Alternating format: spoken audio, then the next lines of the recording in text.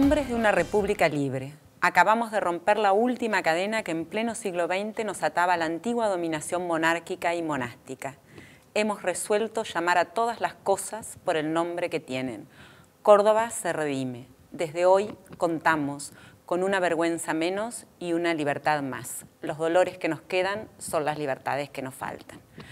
A 100 años de la reforma universitaria del 18, en el programa de hoy vamos a hablar de las universidades en la Argentina. ¿Qué está pasando hoy después de tantos años en los cuales hemos ido conquistando derechos y tenemos un gobierno que atenta directamente contra la idea de que la educación superior es un derecho, no solamente un derecho para cada uno de los ciudadanos de acceder a la universidad, sino un derecho que tiene el pueblo de gozar y de usar sus universidades. Vamos a discutir, vamos a debatir con nuestros invitados este tema. Bienvenidos a Río Bravo. Entonces muchos se vinieron para este lado. Alerta a todos los tomadores. Se ha acabado el tequila. Se ha acabado el tequila.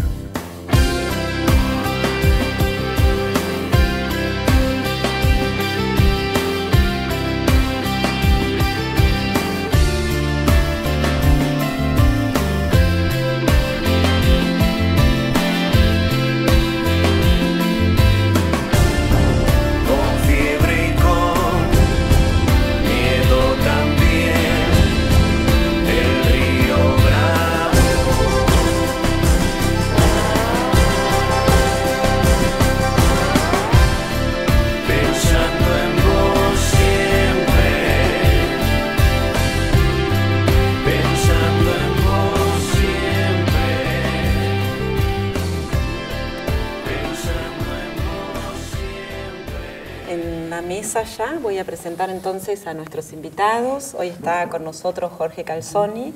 Jorge es actualmente rector de la Universidad de Avellaneda, dirigió el Consejo Interuniversitario Nacional entre el 2015 y el 2016 y es ingeniero civil, magíster en gestión de educación superior. Muchas gracias, Jorge, por estar acá. Está también siguiendo el sentido de las agujas del reloj, está Gisela Cernada. Gisela es presidenta de la Federación Universitaria de La Plata, de la FULP, es militante del Movimiento Popular Patria Grande y además es estudiante de la licenciatura en Economía. Muchas gracias por estar acá. Y Cristian Castillo, ¿qué tal? Hola. Gusto. Cristian es sociólogo, graduado de la UBA, ¿no? Sí. Sociólogo graduado de la UBA, docente en sociología en diferentes universidades, en la Universidad de La Plata y en la UBA actualmente. Fue director de la carrera de sociología de la UBA y fue diputado provincial por el Frente de Izquierda entre el 2013 y el 2015. No pudimos estar juntos. No pudimos estar juntos. Bueno, por ahí nos ahorramos algunas discusiones también. Y finalmente está Laura Alonso. Laura es licenciada en Trabajo Social, actualmente es diputada nacional por Unidad Ciudadana y fue subsecretaria de Gestión y Coordinación de Políticas Universitarias del Ministerio de Educación de la Nación. Tal vez la subsecretaria más joven y no sé si la primera mujer, ¿no? La primera y única mujer. En ocupar un cargo así, sí. Exactamente, la más joven de la historia seguro. Así que bueno, muchas gracias por estar acá. Los invito a ver el primer informe del programa y luego entonces empezamos con el debate.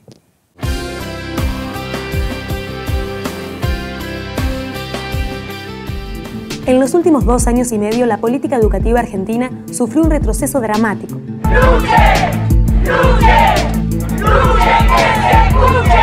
La gestión Cambiemos desdijo sus promesas de campaña. Me encantaría debatir por qué tenemos inflación.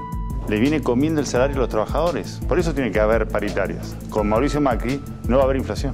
Pero Cambiemos abolió unilateralmente la paritaria nacional docente, ajustando los bolsillos de los maestros.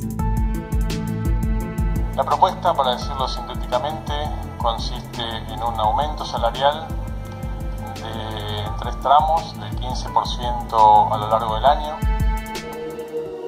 En el año del centenario de la reforma universitaria de 1918, la universidad pública sufre un fuerte desfinanciamiento junto con una campaña de deslegitimación por parte del gobierno. Es de equidad que durante años hayamos poblado la provincia de Buenos Aires de universidades públicas, cuando todos los que estamos acá sabemos que nadie que nace en la pobreza en la Argentina hoy llega a la universidad. Frente a los dichos de Vidal, las redes se poblaron de testimonios defendiendo las universidades del conurbano. Estoy totalmente en contra, en mi familia soy la primera que está en la universidad, siempre trabajar. Parece que justamente reflejan lo que piensan desde este gobierno. La verdad es que yo soy primera generación de estudiante universitario en lo que es mi familia.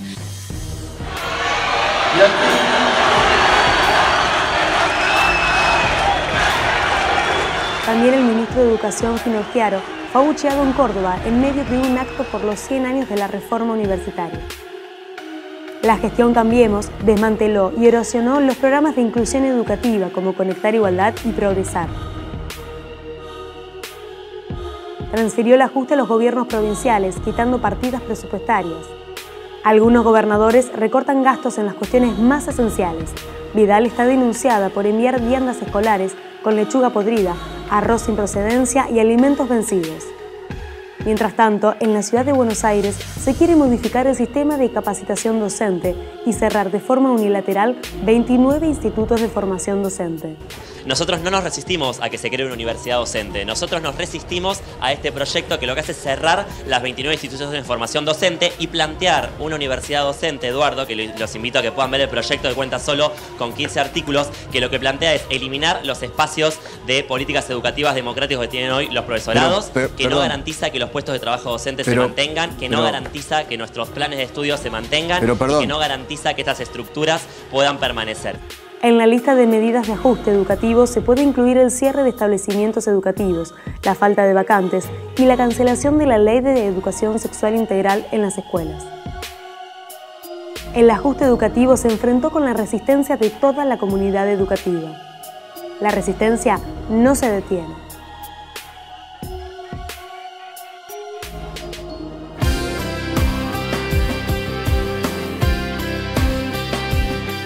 Bueno, para los que no han visto este programa, nosotros empezamos con un minuto, con esta especie de juego, de propuesta, de tratar de responder una pregunta tan compleja como es esta: ¿cómo ven hoy a la universidad 100 años de la reforma? En un minuto y siguiendo las agujas del reloj. Y luego abrir el debate. Para un universitario un minuto es demasiado poco, pero bueno, intentaremos.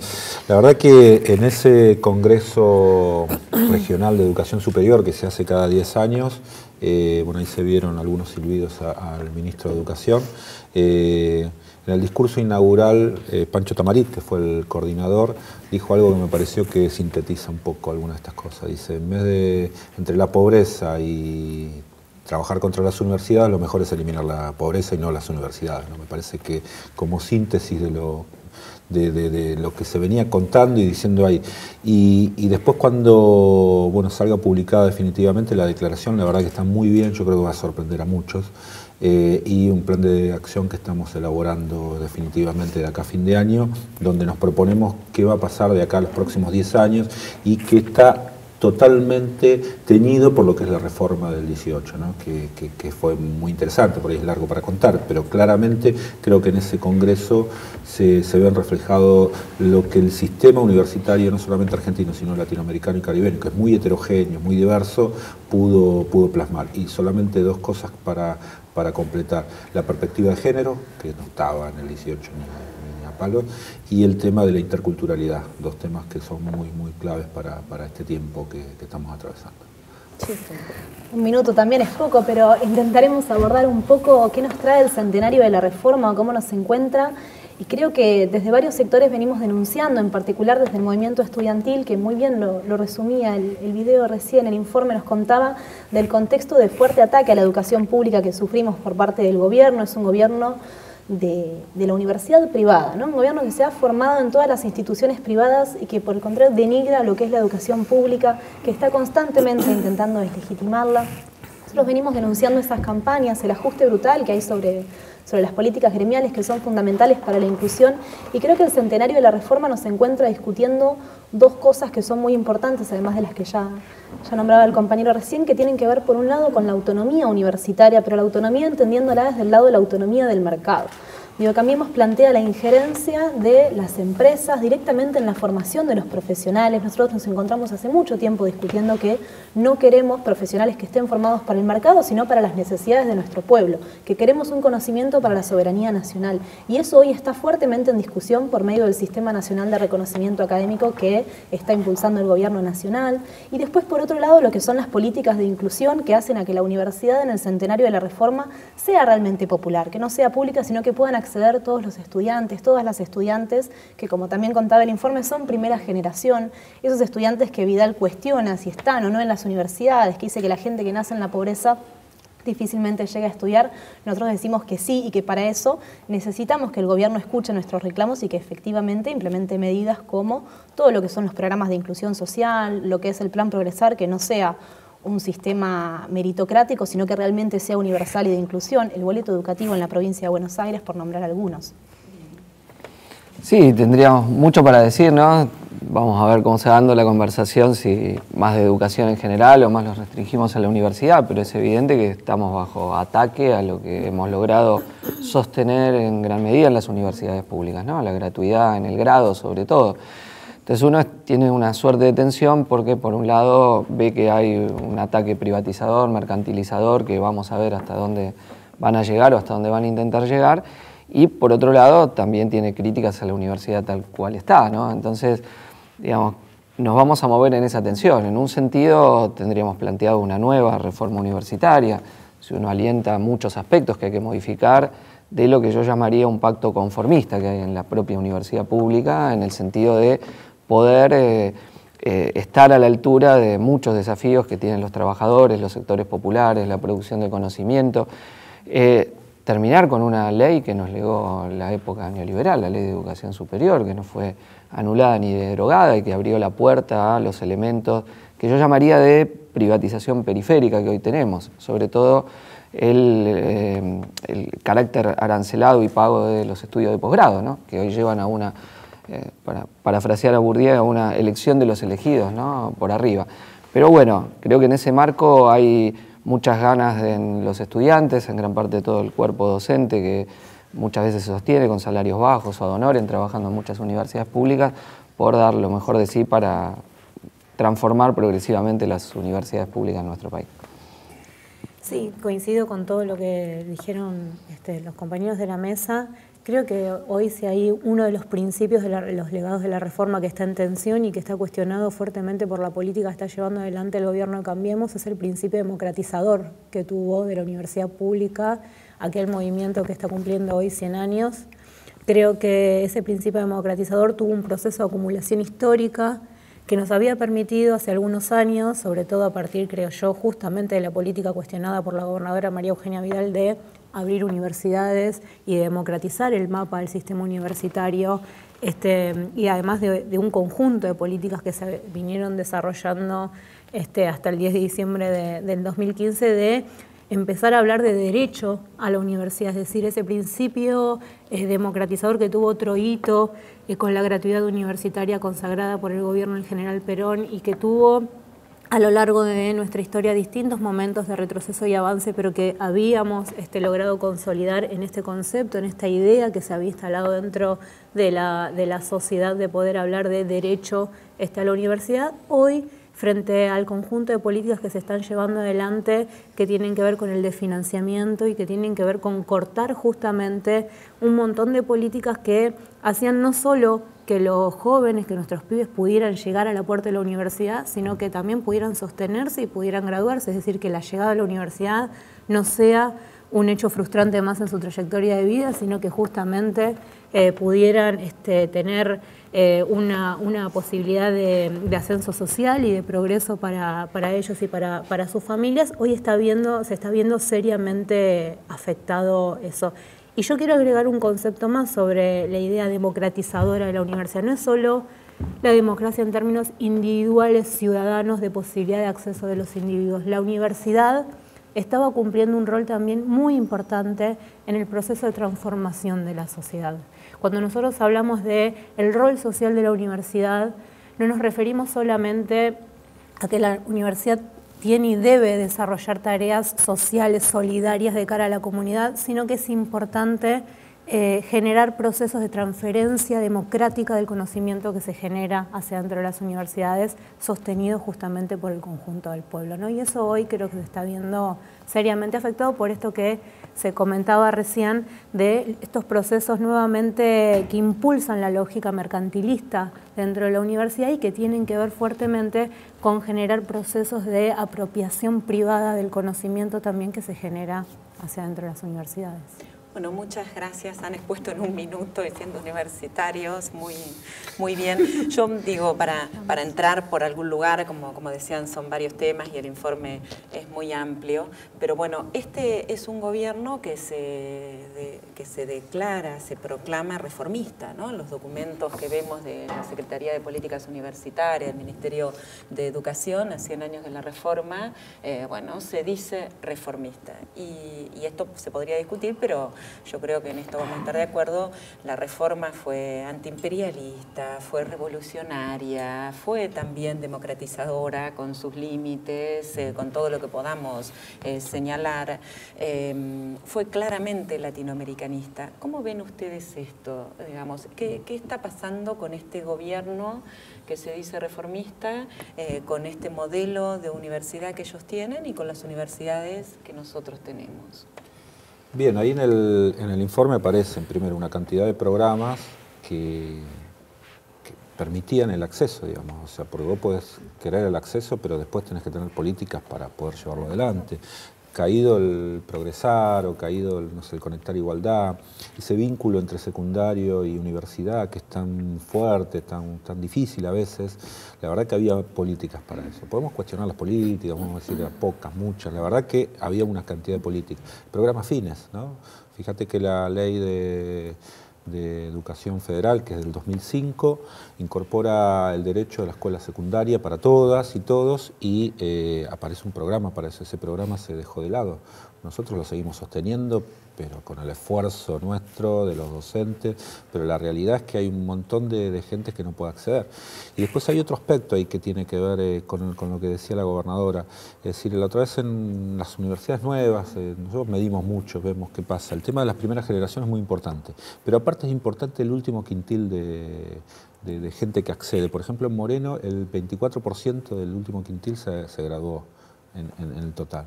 De nuestra graduación el 72% son primera generación de su familia, no lo tenemos discernido por quintiles, pero son números fuertes, o sea, quiere decir que eso no es cierto. Y lo segundo, quiere decir que también eso tiene que ver con políticas que se aplicaron para que pueda suceder, no fue casualidad, no fue porque sí. Y hay un sesgo también muy ideológico, yo creo que este es el gobierno más ideológico del 83 para acá, donde claramente tienen un sesgo, donde ellos de verdad consideran que no tiene que haber acceso para los pobres a la universidad. Y bueno, y se mueven en esa lógica. Sí, yo creo que si uno repasa las banderas justamente del movimiento reformista de 1918, este gobierno tiene políticas que van en contra de todos y cada uno de esos principios, ¿no? Vos hablabas recién de la cuestión latinoamericana. Digo, si hay un gobierno que desdeña de la integración latinoamericana y que justamente mira hacia los países centrales y ha vuelto justamente al FMI y con todo lo que eso, digamos, significa, es este gobierno, ¿no? Digo, toda la política de denostación hacia las herramientas y las instituciones de integración latinoamericana y de vaciamiento justamente de esas instituciones ha sido una política muy activa por parte de este gobierno. Y yo quiero también hacer una nota y un llamado de atención sobre la cuestión de la autonomía, ¿no? Que no solo se ve restringida a partir del financiamiento estatal porque obliga a las instituciones a salir a buscar justamente financiamiento privado o las deja a merced de esta situación, ¿no? de financiamientos privados que sabemos que detrás traen fuertes condicionamientos, porque ya lo vivimos en la época de los 90, ¿no? FOMEC, nos acordamos, ¿no? Lo que significó eso en relación a los condicionamientos para el diseño de las currículas, para también, como decíamos recién, los procesos de apropiación privada del conocimiento, sino también la fuerte injerencia de las fuerzas de seguridad hacia dentro de las instituciones educativas y las universidades. No hemos visto desde la recuperación de la democracia hasta acá tal avasallamiento a la autonomía universitaria como estamos viendo en este último tiempo con el ingreso de fuerzas de seguridad a las universidades públicas a lo largo y a lo ancho del país. No, yo creo que el tema de democratización puede ser abordado de dos niveles, ¿no? Uno socialmente, que es la posibilidad que estudien quienes no estudian, y otro también las formas de gobierno. Yo creo que ahí hay una transformación que hay que realizar. Por ejemplo, en la mayoría de la representación docente está estamentada. Vos tenés un claustro de graduados donde votan los auxiliares, La Plata tenemos el de jefe de trabajos prácticos y el de profesores separados, que no tiene ninguna lógica. Vos estás hablando de la democratización hacia adentro de la universidad. O sea, ahí es evidente que una representación docente común es algo elemental, porque uno no cambia por haber ganado un concurso, entonces ahora mi voto vale 10 veces más de lo que valía antes. Y en el mismo sentido, donde hay elección de autoridad, uno podría discutir que podría haber gobierno colegiado, ¿no? Directamente, sin presidente, rector, los nombres que tiene, pero en el caso que haya, yo creo que tendría que haber una ciudadanía universitaria universal, en el sentido de que el voto de todos debería valer uno, porque un estudiante, un profesor, no vota según su carrera académica o su posgrado, vota una orientación política.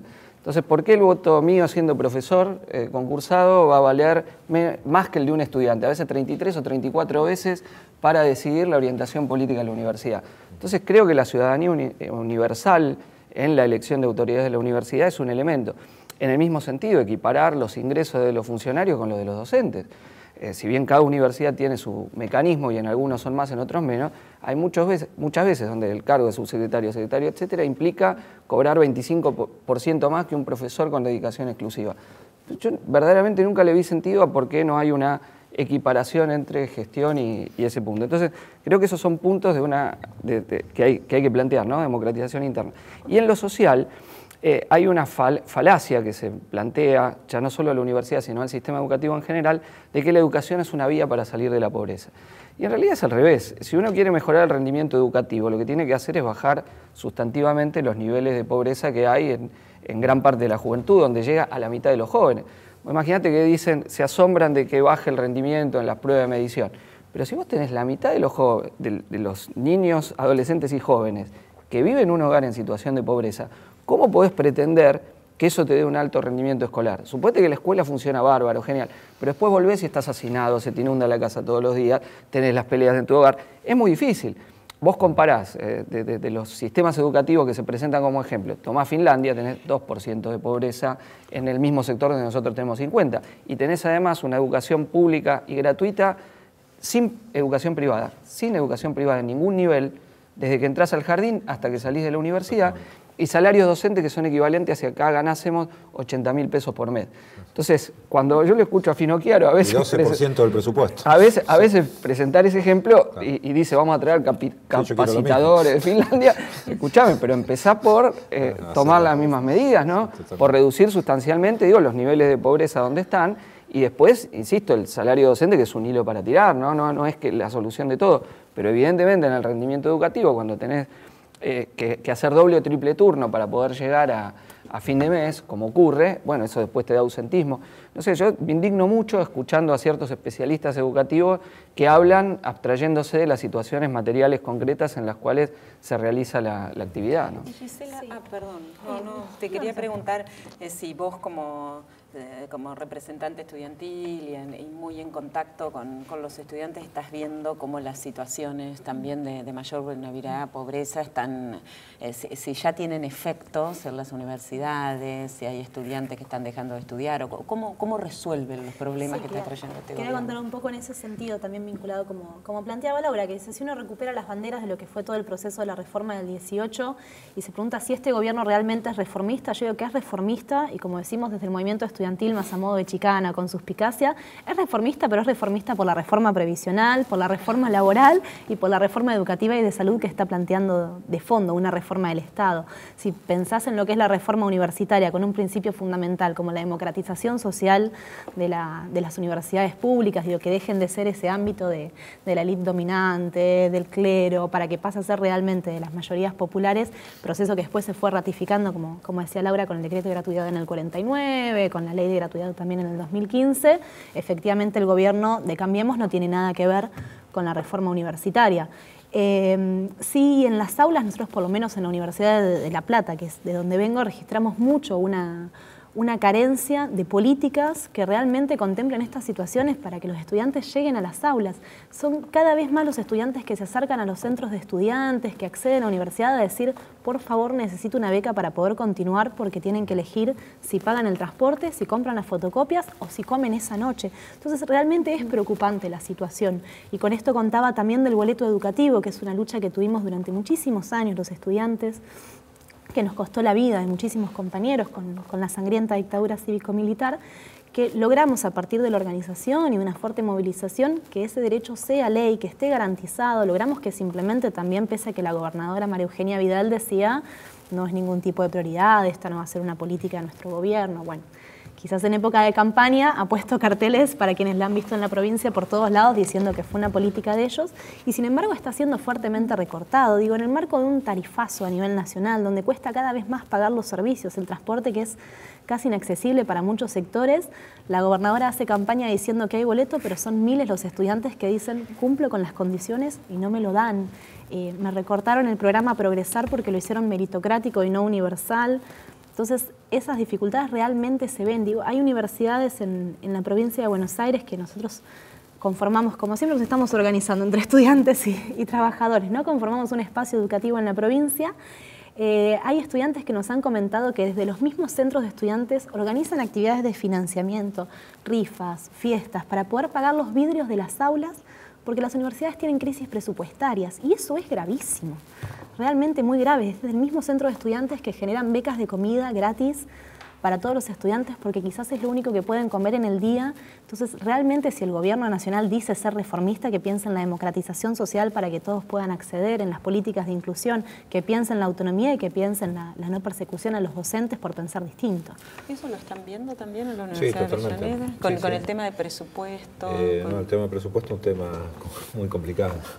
Sí, el último plenario del CIN se discutió muy fuerte, la verdad que tenemos varias dificultades, digamos. Le hemos pedido incluso una reunión donde fueron el presidente y el vicepresidente del CIN a ver al jefe de gabinete, que se comprometió a ejecutar el presupuesto. Pero otra cosa que nos está pasando, bueno, el Congreso aprueba una planilla B, que es lo que conocemos como un refuerzo presupuestario. El año pasado solamente se adjudicó algunos y el resto no, y este año depende de la subjetividad del jefe de gabinete. Así que estamos ahí con un problema. Nosotros, como las universidades nuevas, estamos siempre abriendo cursos nuevos, con lo cual vos tenés un desfasaje permanente. El presupuesto se hace con el del año anterior, con lo cual siempre tenés un desfasaje. A eso sumale el tema de las tarifas. Las tarifas se han complicado mucho las cosas. Me contaba la otra vez que era en el Congreso el rector de La Matanza, que no solamente paga más, sino que lo multan porque al tener más cantidad de alumnos necesita más energía. Es insólito, entonces gasta más. Entonces, ¿qué dice? ¿Qué hago? No abro más cursos, digamos, no dejo gente afuera, es tremendo. Pero le pasó a 13 millones de pesos, es una factura de luz, tremendo. Así que a eso sumale el tema de las tarifas, los gastos corrientes que son. Y a eso sumale que no hay acuerdo paritario, bueno, ahí parecía en el informe, también los docentes están con esta complicación, los no docentes hicieron un acuerdo, pero lo quieren volver a discutir porque, por supuesto, con la inflación quedó bajo, así que, bueno, el problema es... La otra vez un chico, la verdad que fue tremendo lo que nos pasó, un chico se desmayó en el curso de enfermería. Claro, no cuenta nada, pero hacía un día y medio que no comía. Entonces, ese tipo de cuestiones son tremendas. A partir de ahí podemos acceder, podemos tratar de ayudar, pero la realidad es que en términos presupuestarios el tema es complicado y también lo que dice ella, ¿no? Hay una cantidad de cuestiones. Nosotros, el colegio nuestro, solamente nos financian los sueldos docentes. Los sueldos no docentes, que la propia gente del barrio, está acá en Villa Azul, bueno, los sostenemos nosotros. Nosotros aportamos, todos los que estamos en la gestión, aportamos un porcentaje de nuestro sueldo para financiar todo ese tipo. Sí. Sí, respecto, ahora en septiembre, en breve, en el Congreso vamos a discutir seguramente el nuevo presupuesto que va a enviar el Ejecutivo para el año que viene.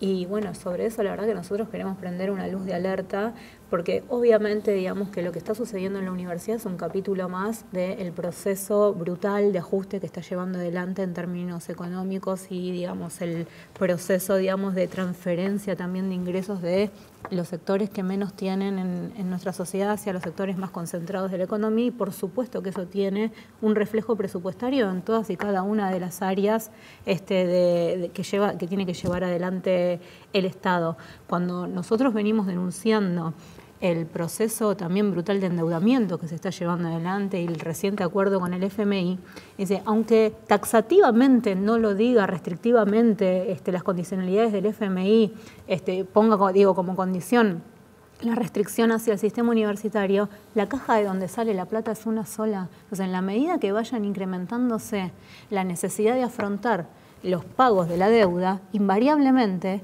van a verse reducidos los fondos destinados a salud, a educación, al sistema universitario, al conjunto de las políticas sociales que debe desarrollar el Estado, hacia el fomento de la actividad productiva. Entonces, digamos, cuando nosotros venimos insistentemente desde el Congreso denunciando que es absolutamente irresponsable el proceso de endeudamiento que se está llevando adelante, bueno, lo estábamos diciendo justamente por esto, en la universidad hay un reflejo claro de esta situación. Dos cuestiones. Una, la ley de boleto educativo gratuito en la provincia de Buenos Aires. Me tocó presentar el proyecto junto a otros diputados, pero fue y votarla. Haberla votado, que en diputados de la provincia había salido también para docentes y no docentes y auxiliares docentes de todos los niveles. Era una ley muy amplia. El Senado luego la dejó solo para estudiantes, sacó a los docentes, a los auxiliares de educación, a los no docentes, y María Eugenia Vidal la restringió aún más. No se la dio a los estudiantes terciarios, que tienen el derecho a esa ley y se los ha excluido, y solo la fue ampliando primero Universidad de La Plata, después 5 universidades de la provincia, y deja fuera a todo el resto de los estudiantes de las universidades de las provincias. O sea que eso también crea mucha indignación, porque uno escucha a los funcionarios diciendo nosotros damos, como bueno, vos restringiste los alcances de una ley que era mucho más inclusiva, y creo que la pelea porque se aplique en su totalidad y extenderla como estaba originalmente hacia docentes y no docentes, creo que es una pelea que está planteada y que tenemos que hacerla. De hecho, cuando se aprueba la ley había sido en acuerdo con ATE, había sido en acuerdo con la Federación Universitaria, con la CUES de La Plata y con los sindicatos docentes, ¿no?, que también habían participado peleando y batallando por esa ley. Lo segundo, que uno puede ver que la concepción de los organismos internacionales frente a la universidad es claramente restrictiva, ¿no? Ellos han aplicado en la Unión Europea el Plan Bolonia, que ha sido una regresión enorme hacia un sistema, mecanismo de mercado, y son los consejos que sigue dando el Banco Mundial y sus estudios universitarios y la OCDE del tipo de reformas que habría que hacer. O sea, ellos usan la reforma en el sentido que se mencionaba como lo que uno podría ver como una contrarreforma, ¿no?, porque tienen el modelo de la universidad no como derecho, sino como servicios, es el esquema que tienen. Ahora, si uno mira lo ocurrido en América Latina en las últimas décadas, ve que esto se ha frenado con grandes luchas y movilizaciones, sobre todo protagonizadas por los estudiantes, ¿no? En los 90 lo que frenó esto fue sin duda la gran huelga del UNAM en México, de abril del 99 hasta febrero del 2000, que en el plan de arancelamiento de grado frenaron ahí, vieron una resistencia enorme y dijeron, bueno, esto tiene demasiado costo. Y más recientemente lo que hemos visto en Chile, donde a contramano de lo que quieren los organismos internacionales, el movimiento estudiantil chileno, primero el secundario y luego el universitario, han conseguido, todavía parcialmente, pero avanzar en grados de gratuidad, ¿no? En un reclamo que nosotros en parte lo tenemos, pero que el ejemplo que se nos ponía era el otro, ¿no? El ejemplo es ustedes tienen que ir a Chile. Entonces ese movimiento de masas que se generó, sobre todo con el gran protagonismo estudiantil, bueno, ha mostrado la idea de ir en contra de esto que ven los tecnócratas, que es una universidad cada vez más elitizada, para menos, e integrada a ciertas redes de lo que ellos llaman la globalización, y bueno, y que me parece que viene de la mano del plan del FMI, que si no hasta donde no les cierra, bueno, el recorte todavía que van a querer hacer va a ser mayor. No nos olvidamos de lo que intentó López Murphy en su momento y que fue frenado ante la resistencia del otro lado, y posiblemente nos enfrentemos a conflictos de ese tipo, ¿no?, en el tiempo que venga. ¿Y ustedes ven esto para el que quiera contestarlo, pero ustedes ven o cómo ven la capacidad organizativa de los universitarios en cada uno de sus lugares para responder a semejante ataque, ¿no? Porque estamos hablando de un gobierno que no quiere universidades públicas, que tiene otro tipo de modelo y que además va avanzando en esa dirección. ¿Cómo ven que nos estamos organizando para resistir? ¿Será solamente la resistencia de los universitarios? ¿Qué pasa con eso? Sí, yo creo que desde que asumió el gobierno de Cambiemos, que estamos en alerta educativa constante por las distintas medidas que fueron lanzando. Sabíamos que se venía un recorte presupuestario y de hecho sucedió a principio de este año con una partida de 3.000 millones de pesos para lo que es el funcionamiento de infraestructura.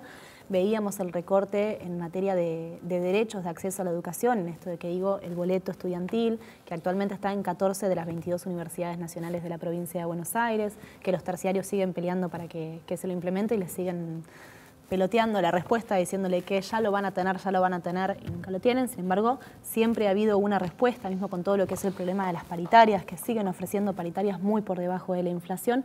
Ha habido una organización muy grande, tanto del movimiento estudiantil como de trabajadores, tanto docentes y no docentes, que hemos logrado confluir en unidad en las calles, tanto de distintos espacios políticos, que quizás durante la etapa política anterior nos encontrábamos en veredas distintas, discutiendo algunos más alineados al gobierno nacional y otros con críticas, pero que en este momento nos encontramos sin dudas en la calle para enfrentar los que son las políticas de ajuste del gobierno.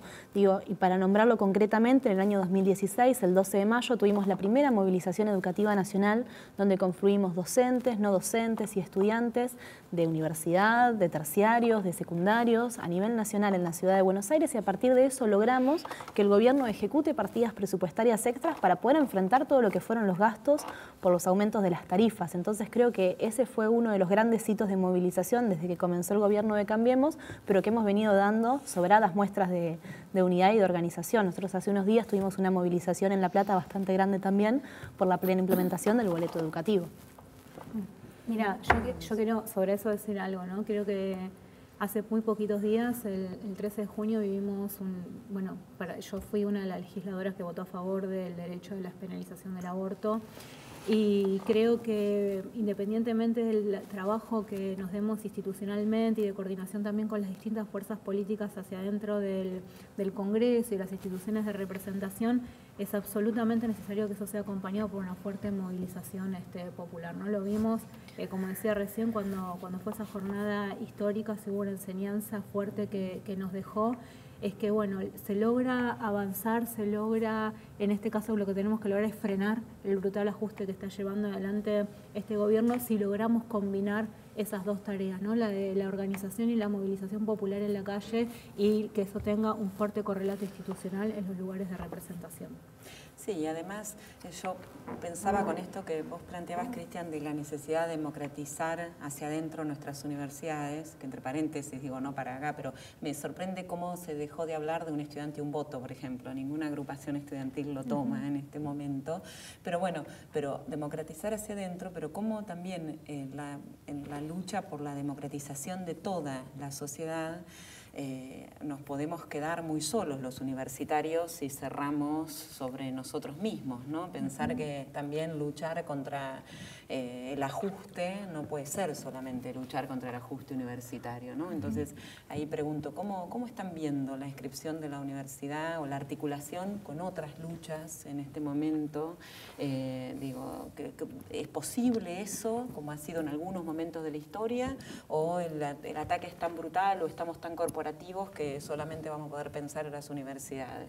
No, se da. Bueno, el caso de la despenalización del aborto es un caso muy concreto. Digamos, hubo una movilización hacia dentro de las universidades muy fuerte. Un tema con respecto a eso. Lo que pasa es que hay distintos... el sistema universitario argentino es muy heterogéneo. Por ahí uno habla en función... La verdad que si vos ves en términos presupuestarios, es menos del 1% del PBI, nada, digamos. ¿no? Destina, él decía, Finlandia destina el 12%, digamos, no hay punto de comparación. Entonces lo que pueden tocar en las universidades es muy poco comparativamente a lo que pueda sacar. Y si querés tocar, tenés 5 universidades que se llevan, te diría que más del 60% del presupuesto. O sea que si quieren buscar, saben dónde tienen que buscar. Es muy diverso y muy desigual. Y muy desigual. Pero digo, esto para poner los números sobre la mesa. Después los sistemas de representación también han ido variando. Nosotros tenemos representación incluso de la comunidad en la universidad. O sea, hay una representación distinta y en realidad hay una cuestión de la ley con respecto al voto docente, pero hay una representación y hay una búsqueda digamos, de equilibrios en ese tipo de cosas. Yo te diría que el voto de unos por estudiantes y analizar las universidades que los pusieron, yo lo pensaría. Lo pensaría, digamos, no sé, habría que analizarlo. No sé si esa es la panacea, digamos, habría que analizarlo. Ahora, después, con respecto a la búsqueda y a las luchas, yo creo que sí, que se va dando porque hay también un hartazgo de la propia sociedad de cosas que están pasando, ¿no? Entonces, no sé, te voy a dar un ejemplo, una de nuestras sedes se corta la luz todo el tiempo, o sea, no solamente nos aumentaron, sino que se corta la luz todo el tiempo, entonces la gente que trabaja también llega un momento que se harta. Y otra cosa que yo creo es que las peleas individuales no sirven, ¿no? Digamos, los paros docentes tienen que estar combinados con otras acciones. Digo, yo soy docente, por supuesto, pero tiene que estar combinado, si la afectación sobre las distintas universidades es distinta. Es decir, en nuestros estudiantes, que a veces tienen una debilidad más manifiesta en cuanto a la continuidad, vos dejás de dar clase una semana y a la semana venís y tenés una merma de cantidad de estudiantes. Entonces yo creo que hay que plantearse otro tipo de pelea, ¿no? Dar clases en la calle, no sé, que los paros sean activos, pensar otro tipo de cosas, pero no dejar de venir. Yo creo que lo peor que podemos hacer es dejar las aulas vacías, digamos. Esto me parece una discusión que tengo con mis colegas, digamos, de los gremios docentes, pero digo, a veces si vos movilizás y haces una marcha está todo bien, pero si no, a mí me parece que es un error, por lo menos en estas universidades que llamamos del Bicentenario. Ahora, después dependerá, son lógicas distintas, y en el interior del país tenés situaciones distintas a las que tenés en el área metropolitana o las que tenés las más grandes, que son La Plata y Buenos Aires, digamos. Entonces son situaciones muy distintas. Lo otro que sí me parece que dentro de ese marco de situaciones el conurbano tiene también otras cuestiones que son particulares y que hace que también nos obligue para que estemos mucho más juntos. Bueno, de hecho los chicos, los centros de estudiantes se reúnen, los gremios docentes se reúnen, los gremios no docentes también, y si vos ves el peso específico es más o menos equivalente al de la UBA, si tú sumás la del conurbano, con lo cual también te da otro parámetro de que si esos chicos hubieran querido ir a la UBA seguramente no hubieran podido. O sea, hay ahí aspectos que hay que balancear y analizar, pero son situaciones distintas. No me parece que todos tengamos que hacer lo mismo ni al mismo tiempo, me parece que hay que tener la inteligencia, saber cómo actuar, y por otro lado saber... creo que lo importante de esto es que la sociedad acompañe. Yo me acuerdo esa del 16 de mayo, la gente nos alentaba cuando íbamos marchando desde la sede de la universidad y de los balcones nos alentaba. Y eso a veces no sucede. Si vos cortás toda la semana y los tipos te putean. Entonces digo, hay que tener un criterio, digamos, de saber a dónde apuntamos y a dónde no apuntamos, ¿no? Y estas son las discusiones que a veces tenemos y las contradicciones que a veces tiene el campo nacional y popular, ¿no? En esto que vos decías de la gente nos alentaba, ¿ustedes creen que esto que ha dicho Vidal, que se suma obviamente a esto de para qué más universidades, es aceptado por la sociedad? ¿No? Digo, es difícil decir es aceptado, ¿no? Pero ¿qué? Yo creo que está hablando de un sector muy pequeño, ¿no? Claro. Muy pequeño que puede pensar igual, porque nosotros tenemos un sistema donde el 75% de los estudiantes universitarios son del sector público, solo el 25% lo hacen en el sector privado. Es exactamente al revés que Brasil, por ejemplo. Es un sistema muy diferente y que creo que gran parte de la población pasa, o una parte de la población pasa, ¿no? Y otros ven que si le restringen eso, la universidad pública y no puede acceder ahora, va a poder acceder menos. Entonces, me parece que es, sí, muy minoritario. Lo que pasa es que a mí me parece que nosotros tenemos que relacionar más que en realidad hay mucha hipocresía cuando se dice la educación está mal, porque depende para quién está mal. Exacto. Al neoliberalismo, el actual sistema educativo no le molesta, porque en realidad la dualización que vos ves en el mundo del trabajo entre un sector altamente precarizado, un sector más calificado arriba y una calificación media, es como está estructurado hoy el sistema educativo. Cuando vos tenés una escuela pública degradada, implica que la calificación que necesitas para después entrar al mercado de trabajo es menor. Entonces, a los dueños del sistema, a los dueños del poder económico, eso les es relativamente indiferente. Pues si vos vas a ser un laburante precarizado, informal, etcétera, más o menos te zafa. Entonces después hacen los discursos, pero ¿por qué no se modifica? Porque en realidad no hay ninguna intención de modificar esa situación de precarización que vive una gran parte del pueblo trabajador. Y del otro te califica la élite. Entonces te dejan la gratuidad en los posgrados que después tienen, ese sistema que está. Bueno, entra de una manera en donde hay dos mundos verdaderamente que no se tocan. Y bueno, yo creo que cuestionarlo implica, porque cuestionar cómo está estructurado el sistema educativo te lleva a cuestionar cómo está estructurada más de conjunto la sociedad, no es que esté tan separado por esto que vos preguntabas anteriormente. Y yo creo que entonces esta idea de vinculación, porque el ajuste lo estamos sufriendo en todos los niveles de la vida, ¿no? Y uno ve la resistencia y ve el nivel de acatamiento que tuvo el paro general reciente y bueno, ve que hay ese descontento con políticas que están beneficiando solo a un pequeño sector, incluso a una fracción de la misma clase dominante. Entonces, creo que nuestra pelea, y que hay que tener en cuenta, no hemos recibido un centavo de aumento los docentes universitarios desde que empezó el año. Un centavo de aumento. O sea, mirá cuánto fue la inflación y ya estamos llegando al fin del cuatrimestre. Probable el segundo cuatrimestre, vamos a tener un segundo cuatrimestre muy conflictivo, y creo que sí, que tenemos que ganar las calles para mostrarlo y articulando en primer lugar por los estudiantes en esa pelea y con el conjunto de los trabajadores, ¿no? Porque no pagarnos el sueldo es una forma no darnos aumento es una forma de ataque al conjunto de la universidad pública, como no aumentarle a los docentes es un ataque al conjunto de la educación pública. Y yo sí creo que sería progresivo una persona, un voto como criterio, ¿no? De hecho, yo fui director de Sociología cuando eso surgió y se implementó, porque, insisto, yo no veo argumento para defender la calificación del voto. O sea, porque yo siendo profesor opino mejor o 33 veces mejor que un estudiante, ¿no? Son opiniones diferentes. Y además no creo que el voto en la universidad se divida corporativamente, o sea, que todos los profesores votan lo mismo, todos los no docentes votan lo mismo y todos los estudiantes lo mismo, no. Se dividirán por opiniones políticas respecto a la orientación que la universidad tiene que tener, ¿no? Y creo que ese es un debate ampliamente legítimo, interclaustro para hacer sobre qué es lo mejor que la universidad, hacia dónde tiene que ir, y por eso creo que es un criterio progresivo, siempre y cuando, mantengamos la figura del rector, la figura del presidente. Podríamos también tener una dirección colegiada de la universidad, donde no esté tanto este modelo presidencialista, digamos, nacional implementado en las universidades, ¿no? Escuchaba recién esto de que no les molesta, yo sé que lo decís en un sentido, no les molesta el neoliberalismo, este sistema educativo, así. Sin embargo, están tocando en este tiempo todo el sistema educativo. Por ejemplo, es la primera vez que un gobierno cierra una escuela, o sea, cierra escuelas en Internet. Se han vuelto atrás, aparentemente, por la lucha de las escuelas, pero están con los terciarios lo que están haciendo. Vos tenés un panorama claro de eso porque te estás moviendo por toda la provincia, ¿no? Sí, absolutamente. Bueno, ayer compartíamos un encuentro en la legislatura provincial con una de las últimas novedades de la política justamente de ataque a la educación pública que está teniendo la gobernadora María Eugenia Vidal, con la reestructuración de los equipos de orientación escolar dentro de las escuelas, ¿no? Y así vimos sistemáticamente, desde estos últimos 2 años y medio, pero particularmente, creo yo, desde que arrancó este año, una medida tras otra que tiene que ver justamente con poner en el centro de la escena el ataque a la educación pública.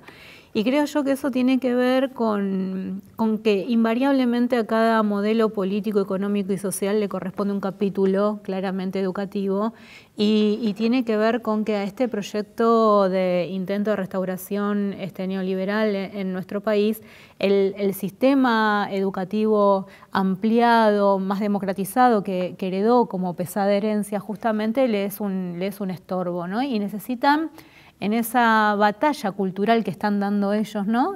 Porque creo yo que este modelo económico, social y político tiene también un capítulo cultural muy fuerte de construcción de nuevos sentidos comunes, de construcción de nuevas lógicas, de nuevos lenguajes, de nuevas percepciones. Tiene justamente en la educación un campo de batalla muy, muy importante, ¿no? Entonces, el hecho de asfixiar económicamente a las universidades e ir para atrás en los niveles de la educación obligatoria con un conjunto de políticas que garantizaban que mayores porciones de la población puedan acceder a la escuela, bueno, tiene un blanco muy, muy privilegiado por parte de este gobierno. Hay que recordar que recién en el año 2006 en nuestro país se transformó obligatoria la escuela secundaria, ¿no? Y eso significó no solo la conquista de un derecho, digamos, por parte de los jóvenes, sino también una obligación por parte del Estado para garantizar ese derecho con el conjunto de escuelas que se han construido, con medidas como la asignación universal por hijo, que también permitió que muchos pibes pudieran acceder y retomar sus estudios secundarios, y hoy eso claramente está en retroceso, y no solo en retroceso, sino también en un proceso de reconfiguración, como se dijo también acá hace un rato, cuya lógica o cuyo eje está puesto en la meritocracia, ¿no? Hace poquito, hace unos días, esta semana, se generó un escándalo en las redes sociales por un ejemplo que ponía el Ministerio de Educación de un nene que tenía que caminar 3 kilómetros para llegar a la escuela y atravesar 2 ríos, y entonces 2 arroyos para poder llegar a estudiar, y eso el ministerio lo celebraba como un ejemplo, ¿no? Y eso en realidad da cuenta de la ausencia terrible del Estado, y en realidad cómo te están pasando la pelota, ¿no? De, bueno, si sos pobre y no tenés digamos nada que te ayude, celebramos digamos eso, que te las arregles solo de alguna manera, Celebran la desidia del Estado. Sí, de un tipo de Estado, ¿no? De un tipo de Estado que están trabajando. Y me parece que en esta pregunta polémica, ¿no?, de si la gente avala o no avala qué es lo que están haciendo con la universidad pública, yo creo que hay que tener mucho cuidado, mucho cuidado.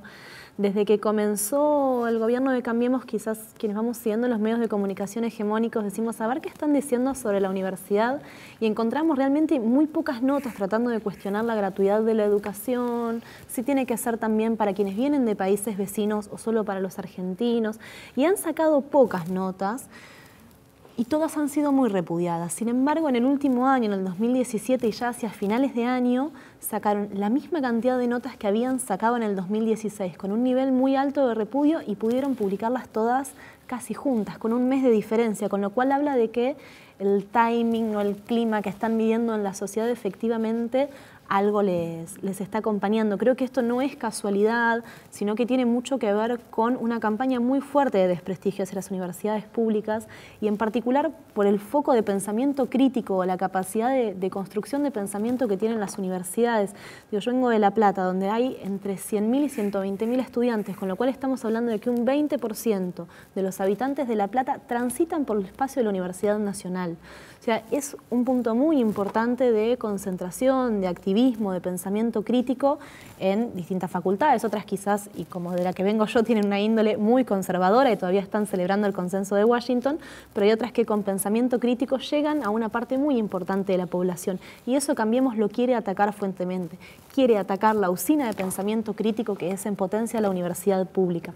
Y en este sentido han también trabajado mediáticamente mucho sobre lo que tiene que ver con la tasa de graduados que hay en las universidades, de la cantidad de fondos que se destina a estudiantes que han comenzado la carrera y han tenido que dejar, de nuevo, sin cuestionar por qué los estudiantes tuvieron que dejar la carrera y por qué hay estudiantes que no acceden. Esto que estamos diciendo, bueno, hay estudiantes que llegan pero quizás necesitan políticas no solo para llegar porque es gratis, sino para sostenerse y para egresar sanamente de ese proceso que es la educación superior en el país. Digo, y después cuestionando esto de cuántos fondos se dedican a los estudiantes, si tiene que estar arancelada para los estudiantes extranjeros, si los que pueden pagarlo que lo hagan. Me parece que es parte de una campaña nacional también deslegitimando el hecho de que quienes tuvimos que caer en la educación pública, como dice el presidente de la Nación, nosotros decimos que no caímos en la educación pública, que la elegimos. Elegimos la educación pública para construirla, para defenderla, para mejorarla, para transformarla, para que sea realmente inclusiva para todos. Entonces hay que tener un punto de atención en qué están trabajando sobre los sentidos comunes de la sociedad, porque hay mucho acompañamiento a todas las movilizaciones. Nosotros desde el estudiantil y en general desde la comunidad educativa no estamos solamente enfrentando el ajuste sobre educación, sino que estamos vinculadas y vinculados con todas las luchas que se está dando en nuestro pueblo. Creo que lo que fue la experiencia de las jornadas de diciembre pasado, donde masivamente cumplimos en las puertas del Congreso Nacional, el movimiento estudiantil, el movimiento de trabajadores, docentes y no docentes, también estuvo presente ahí. Lo hacemos con los despidos de las compañeras y los compañeros trabajadores del Estado y con todos los puntos de de ajuste que está llevando adelante el gobierno.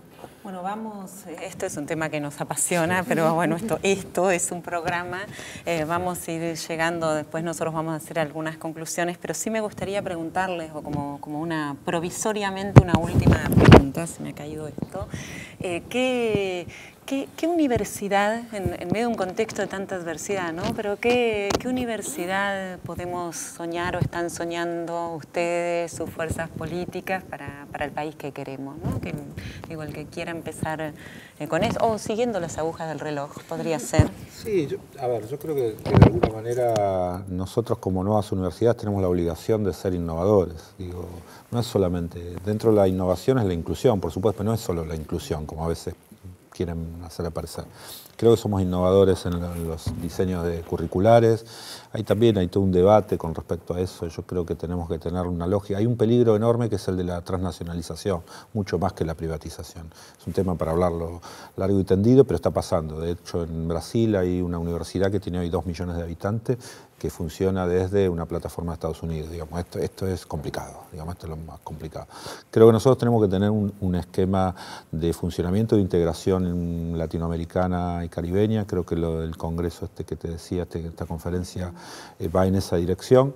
Y poder, empezar a cambiar algunas cosas, no sé, curricularizar la extensión universitaria, que de hecho lo hacemos. Nosotros tenemos el trabajo social comunitario, que es una asignatura obligatoria, primer año teórico, después trabajo de campo, donde se trabaja fuertemente con la comunidad.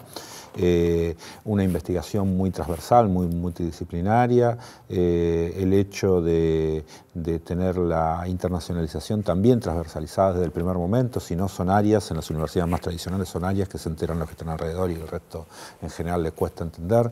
Y bueno, y el tema de la gestión, ¿no? Una gestión que la verdad que tenga una dinámica y un ingreso. Yo ahora en un ratito tengo el Consejo Superior y el Consejo es variopinto porque tiene representaciones de todos los sectores y también tiene que ver con esa voz. Y por ejemplo en el tema de los diseños curriculares nosotros tenemos comisión de seguimientos curriculares que participan estudiantes y docentes, o sea, no es que lo define digamos el Consejo Superior. Entonces a partir de ahí se va viendo, a partir de mediciones que tenemos, cómo se insertan los graduados, qué los que no se están reclamando ellos mismos, bueno, ver de qué manera podemos corregir y avanzar en ese sentido.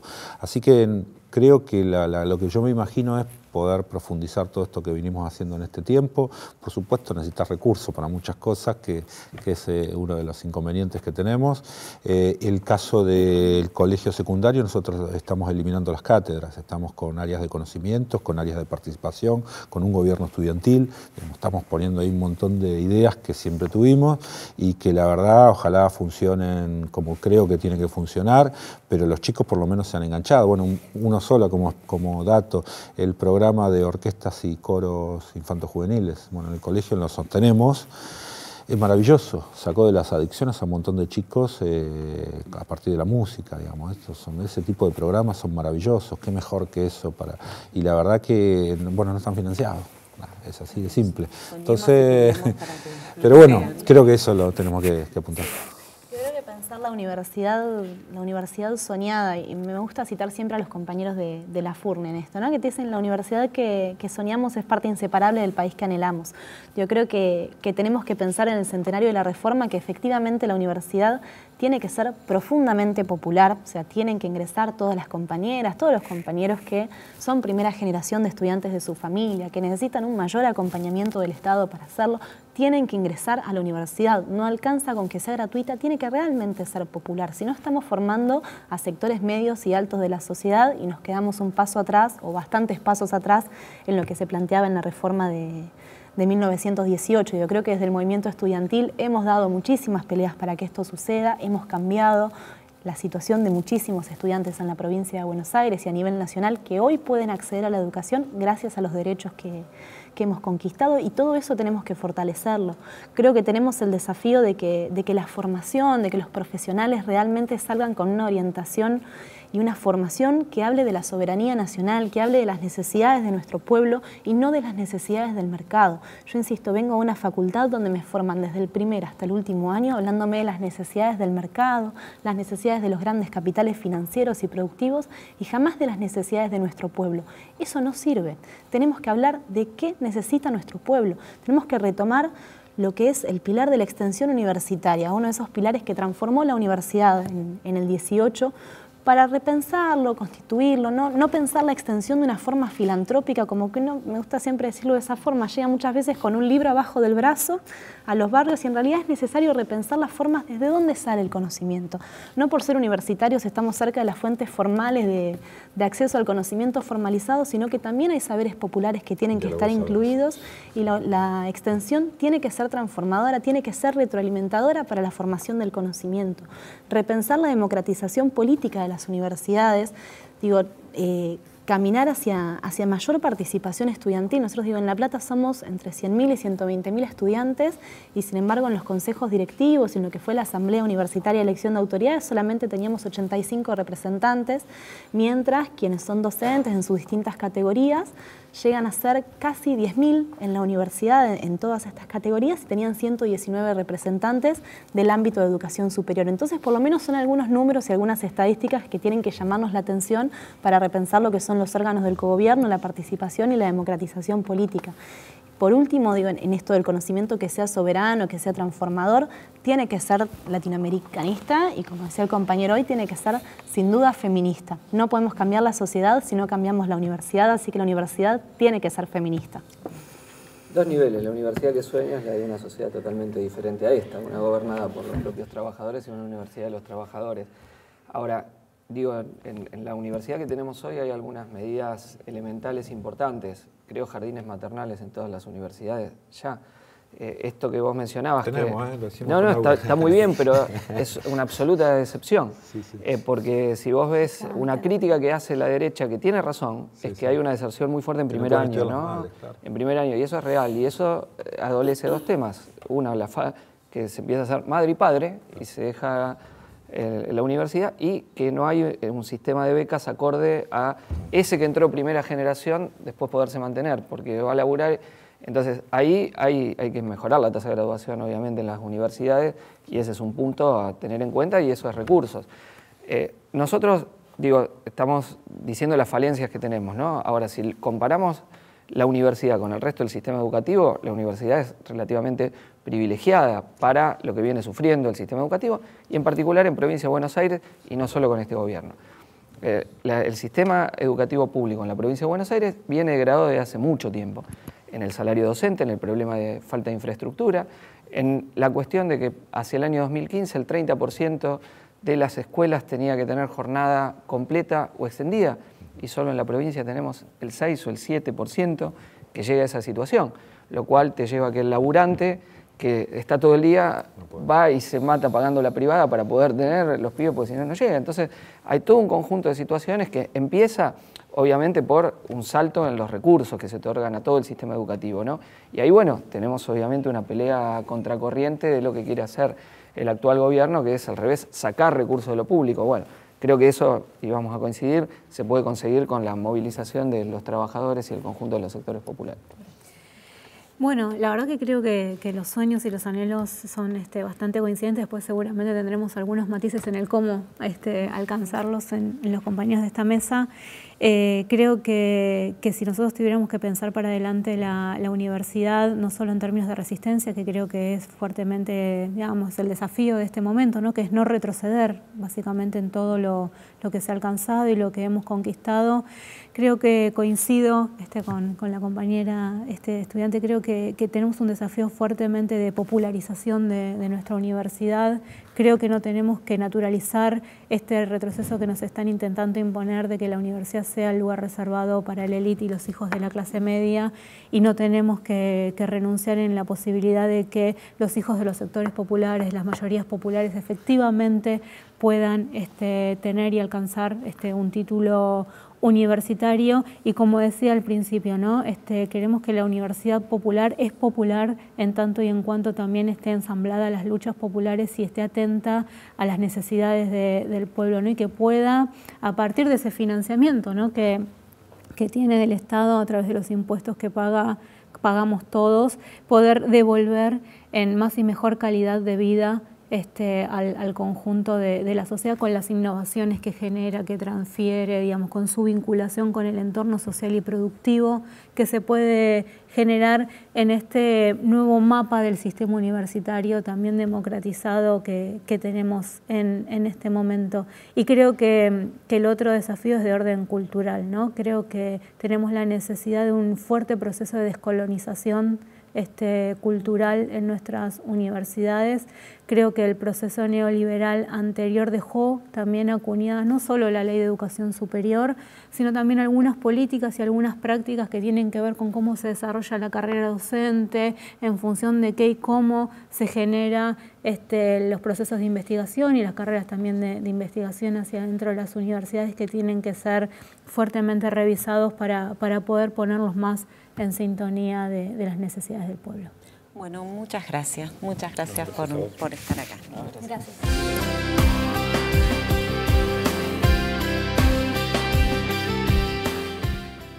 La reforma universitaria del 18 fue una reforma anticlerical, una reforma antiimperialista, una reforma popular, una reforma que se planteó como horizonte la democratización no solamente de la universidad, sino de toda la sociedad.